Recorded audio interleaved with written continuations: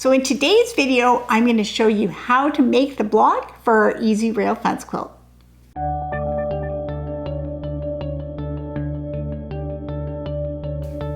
Welcome to Epida Studio. My name is Elizabeth and I help you make beautiful things with quilting, projagi, and embroidery. So in this video, I'm showing you the first method for making this block. And so for this, you're going to need one of each of the color of pieces that we've cut. So you'll need of your 3 different fabrics, you'll need one of those 3.5 by 9.5 inch pieces. And then you're going to want to decide what layout, what order you want them to go in. And it doesn't really matter, but you want them all to be the same. And so you'll want to decide now what you want it to look like.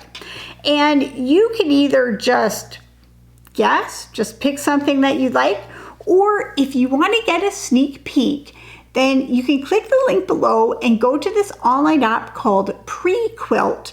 And there,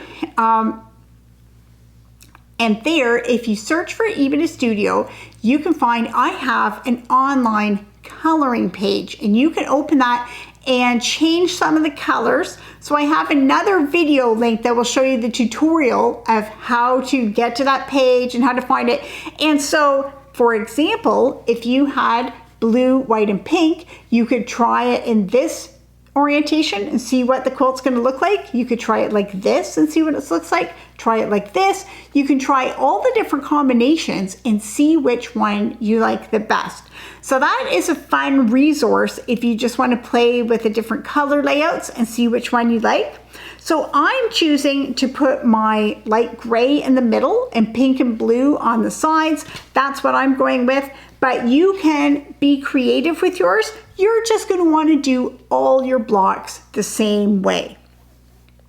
Now again, I'm giving all the information that you need for your quilt, but if you want to have something printable, I do have an accompanying printable pattern that you can get. So I also have the link below for that, so feel free to get that. But get one of each fabric, and then we're going to start sewing the blocks. And I chose my layout. I'm going to put the light fabric in the middle, and I'm going to put the blue and the pink on either side.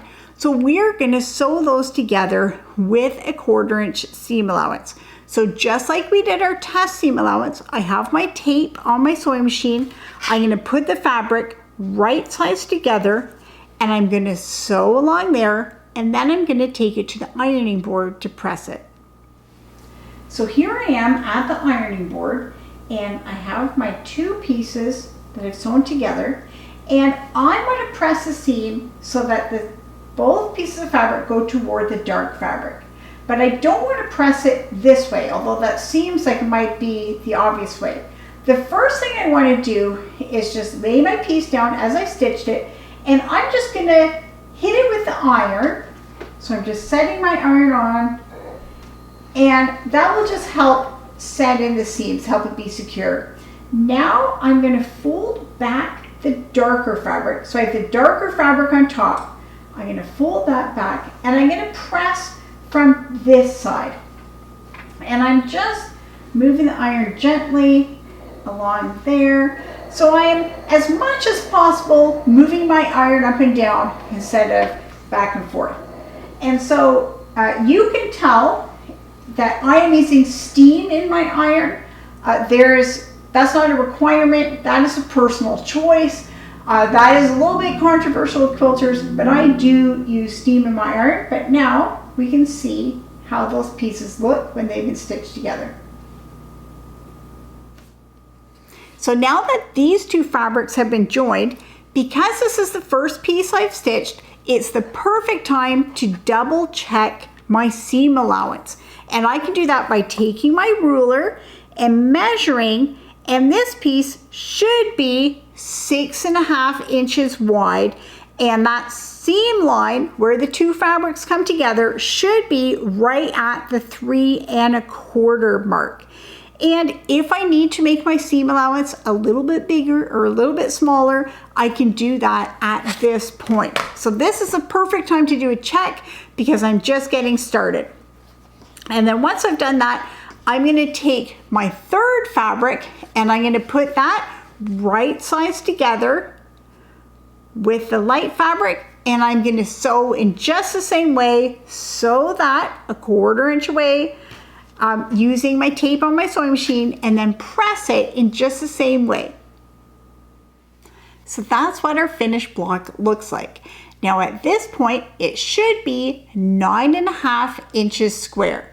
So you can double check that with your ruler. If it's not exactly 9.5 inches square, don't worry, don't start ripping out your sewing or think it's a failure. We'll be able to adjust for that later on. But that's the goal that you're going for. So now you can take the rest of those 3.5 by 9.5 inch pieces. You can make 3 more blocks just like this. But in the next video, I'm going to show you a totally different way to make the block, and then you can decide which of those methods you like better. So for more quilting tutorials, patterns, and inspiration, check out my website, epidastudio.com.